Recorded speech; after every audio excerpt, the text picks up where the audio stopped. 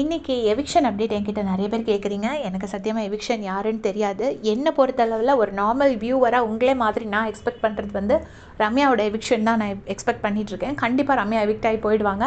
Last week விஜேஸ் கிட்ட அந்த ஒரு ஆட்டிடியூட் காமிச்சிருப்பாங்க. அது அவங்க சைடு எது நியாயங்கள் இருந்தாலுமே ஒரு ஹோஸ்ட் கிட்ட அப்படி பண்ணக்கூடாது.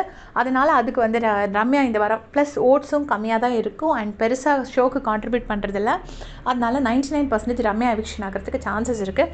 அதுக்கப்புறம் பார்த்தீங்கன்னா இன்றைக்கி ஒரு முக்கியமான விஷயம் என்னென்னா, இன்றைக்கி ஒரு பயங்கரமான குறும்படம் இருக்கும் அப்படின்னு நான் நம்புகிறேன். எதுக்கு அப்படின்னு பார்த்தீங்கன்னா, நேற்று கமர்தீன் சொல்லியிருப்பார், நாங்கள் இது வரைக்கும் மைக் மறைச்சு பேசினதில்லை, இதுக்கு முன்னாடியே நிறைய பேர் பேசியிருக்காங்க.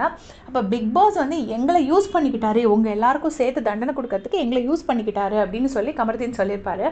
அப்போ எஃப்ஜே கேட்பார், அப்போ நீ பிக் பாஸை தப்பு சொல்கிறியா அப்படின்னோடனே, அப்போ நீ எங்களை தப்பு சொல்கிறியா அப்படின்னு சொல்லிட்டு கமர்தீன் சொல்லியிருப்பார்.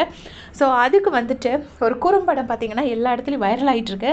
அந்த ஃபஸ்ட்டு கேஸ் எப்படின்னா, ஒரு மிட் நைட்டில் பீன் பேக்கில் உட்காந்துட்டு மைக் மறைச்சு பேசியிருப்பாங்க. ரெண்டாவது கேஸ் பார்த்திங்கன்னா, அந்த லிவிங் ஹால் போகிறதுக்கு முன்னாடி அந்த பெட்ரூமில் வச்சுட்டு காதில் மறைச்சு பேசியிருப்பாங்க. அப்புறம் மூணாவது ஒரு இடத்துல வந்து திரும்ப திரும்ப கூப்பிடுற நீ அப்படின்னு சொல்லிட்டு பாரு சொல்லியிருப்பாங்க, அந்த இடத்துல பேசியிருப்பாங்க. நாலாவது பார்த்திங்கன்னா, அந்த ஓடும்போது அமித்து இவரும் இருந்திருப்பாங்க, அமித்தும் கானா வினோதானா நினைக்கிறேன், 2 பேரும் சொல்லியிருப்பாங்க, உங்களால் நாங்கள் ரொம்ப கஷ்டப்படுறோம், ப்ளீஸ் மைக் போடாமல் ஓடாதீங்க அப்படின்னு சொல்லியிருப்பார்.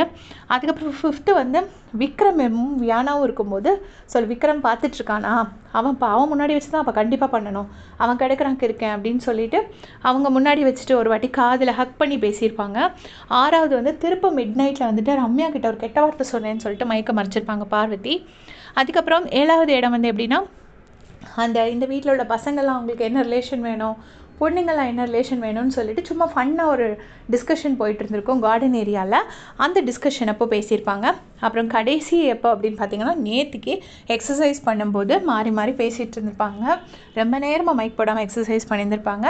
ஸோ இதை வச்சு ஒரு குறும்படம் போட்டு மைக் போட்டு பேசலான்னு நீங்கள் சொன்னீங்களே, ஸோ அந்த 8 இன்ஸ்டன்சஸை நீங்கள் என்ன பதில் சொல்ல போகிறீங்க அப்படின்னு சொல்லிட்டு கமர்தீன் கிட்ட சொல்கிறதுக்கு நிறைய சான்சஸ் இருக்குது. ஆக்சுவலாக கமர்தீனை வந்து கானா வினோதனா சொல்லியிருப்பாங்க, கமர்தீன் அப்படி பண்ணியிருக்க மாட்டான், பாரு வேணால் மறைச்சு பேசியிருக்கோம், இவன் பண்ணியிருக்க மாட்டான் அப்படின்னு சொல்லியிருப்பாரு.